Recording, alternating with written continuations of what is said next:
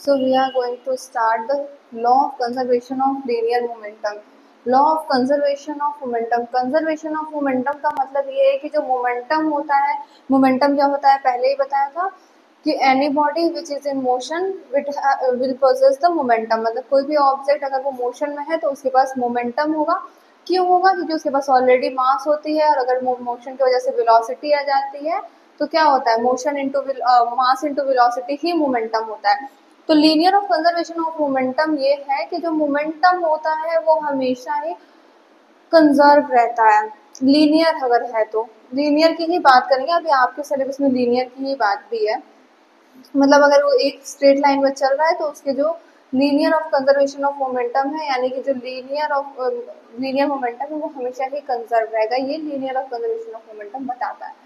When two or more body interact with each other, the vector sum of their linear momentum remains constant या फिर conserved and it is not affected due to their mutual action and reaction.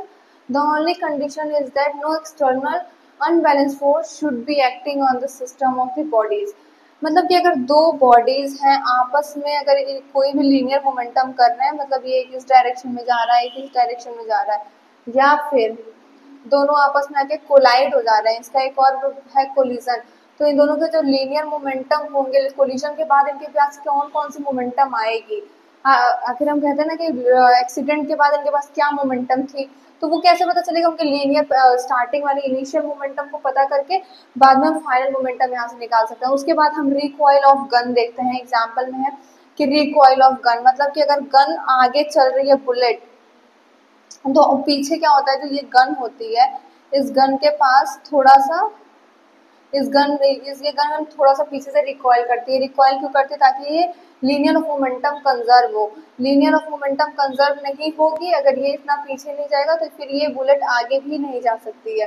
तब क्या होगा? तब दोनों balance rest पे हो जाएंगे, जीरो हो जाएगा। तो ये क्या होगा, कोई भी गन शूट नहीं होगी। ये एक फैक्ट है कि लीनियर ऑफ मोमेंटम के वजह से ही कोई भी चीज जो कोई भी ऑब्जेक्ट मोशन कर रही होती है उसके पास एक प्रॉपर क्या हो, मोमेंटम होता है।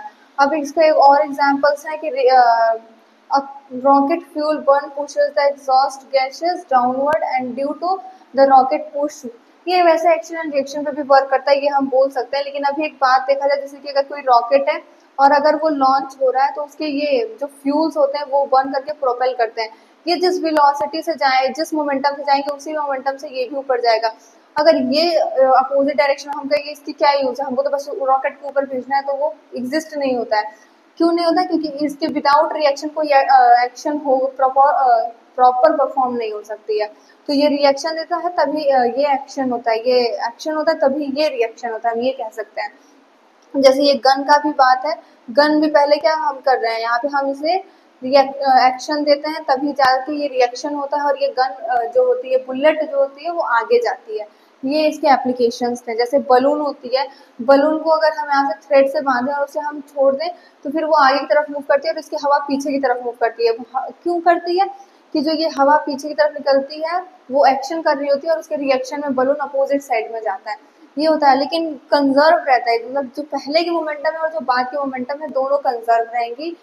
इसलिए इसलिए ही ये प्रॉपर फंक्शनिंग हो पाती है पूरी। इसके आगे हम प्रूफ देखते हैं कि प्रूफ कैसे करते हैं हम।